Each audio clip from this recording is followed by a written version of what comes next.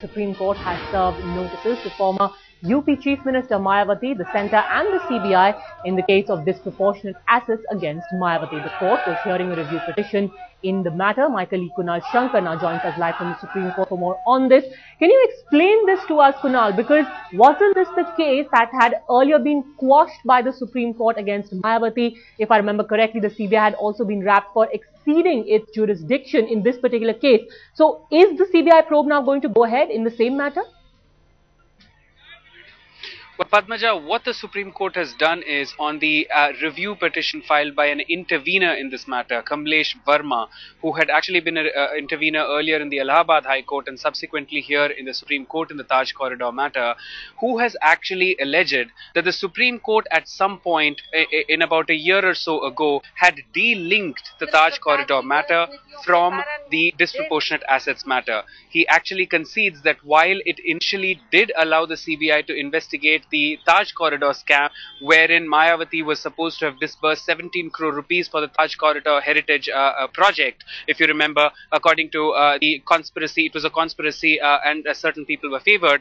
Okay. The CBI was actually allowed to investigate disproportionate assets of bureaucrats and others who could have benefited from that. And thereupon, according to the petitioner, the CBI was allowed, in fact, to investigate this matter. While you have to remember in this matter, Padmaja, that the lead judge on the bench, Justice Sadasivam, and not only him, Justice Deepak Mishra, consistently pointed out that the Supreme Court has not in any way said that the CBI does not have the powers to investigate the disproportionate assets, but only that it ought to have done it with the sanction of either the central government or, in this case, the state government.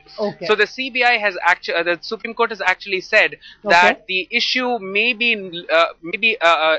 the notice may be issued on a limited prayer to clarify its earlier order. Now, the entire order is not with us insofar as what was pronounced. The notice has been issued. In other words, at least the Supreme Court, on the face of it, finds merit in the petitioner's application here, where it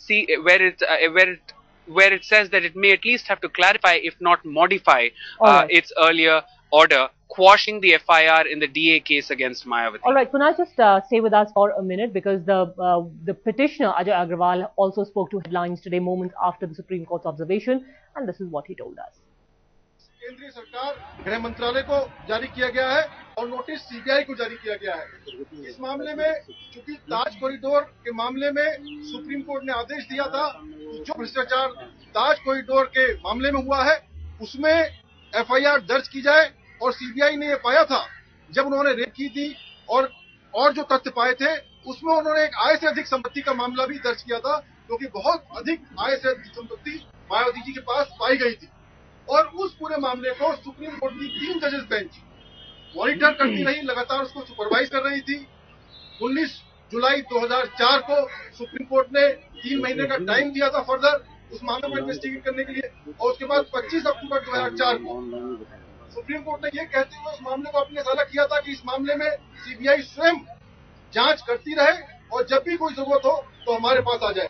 इस कारण से त्रुटि पाते हुए इसमें पुनर्विचार याचिका दायर की गई थी, उस पर अब नोटिस जारी कर दिया है।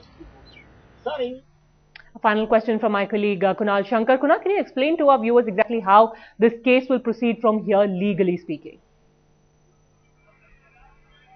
Well, for now, all the 3 respondents in this case, the central government, the CBI and Mayawati, will have to come back in response to the notice issue on as to whether the Supreme Court in any way has curtailed the CBI's power to investigate the disproportionate assets case that, in fact, the CBI did register an FIR in. And the Supreme Court will probably try and clarify that while it has, the CBI has all in its jurisdiction to investigate, it is expected under statute to probably seek sanction to do so. Now, is that what it will be, and what the explanations of these 3 sides will be eagerly awaited. But what is actually most important in this case, Padmaja, is the fact that the CBI, the initial petitioner here in the Supreme Court, has, the respondent of the Supreme Court had initially said that they would in fact file a review, has not filed a review.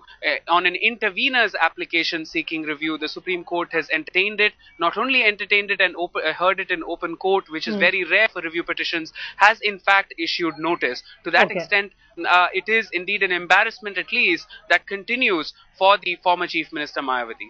All right, for now, Kunal Shankar, thank you very much for joining us with your inputs on that story.